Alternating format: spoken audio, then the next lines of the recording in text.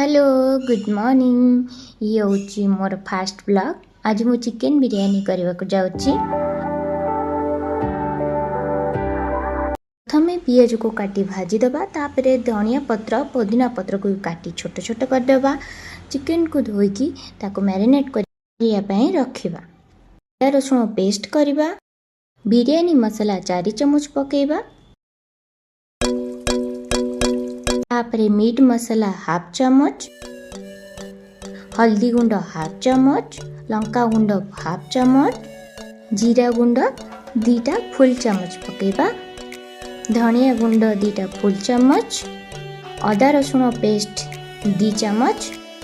मु एठी 800 ग्राम रो चिकन नेची, सेति पई मु लूण स्वाद अनुसार मोर 2 चम्मच पकोची। तापरे कटा हेतिबा धनिया पत्र पुदीना पत्र पकेबा। तापरे दही पकेबा, ताको भलो भाबे गोळेई दबा। तापरे 2 चम्मच काश्मीरी लंका गुंड पकेबा। तापरे रिफाइन तेल 1 चम्मच पकेबा, ताको भलो भाबे गोळेई दबा। तापरे लेंबू हाफ चम्मच पकेबा। तापरे भजा हेतिबा पियाज पकेबा आउ ताको भलो भाबे मिक्स कर दबा। आको आमे 2 घंटा पाई की छाड़ी दबा। तापरे बिरयानी चाउल को धोई ताको किछि समय पाई रखी दबा। तापरे एक डिश रे पानी ता देरे किछि गोटा मसाला पकेबा। गोलमरीच, तेजपत्र, दालचीनी, जीरा, लवंग, लूण आउ किछि तेल पकेबा।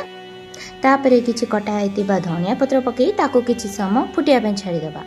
किछि समय परे फुटी गला परे तापरे चाउल को भिजे रखी चाउल को पकेबा।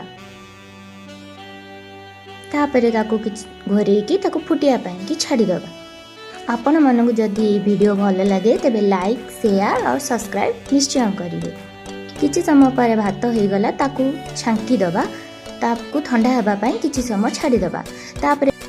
तापरे पैन बिरयानी हांडी बसेबा। ता देरे तेल कटा हेतिबा पियाज पके ताको किछि समय भाजीबा। ता देरे लूण पकेबा, ताको गोल्डन ब्राउन हेबा पर्यंत भाजीबा।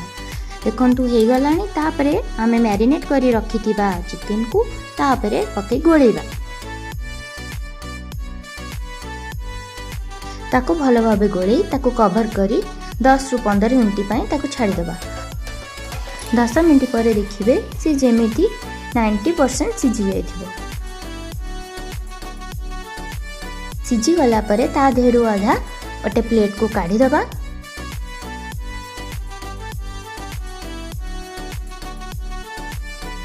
तापरे भात तापरे पकई तापरे किछि पियाज भजा पियाज तापरे पुणी चिकन को पकई तापरे पुणी भात आ परस्ते देबा।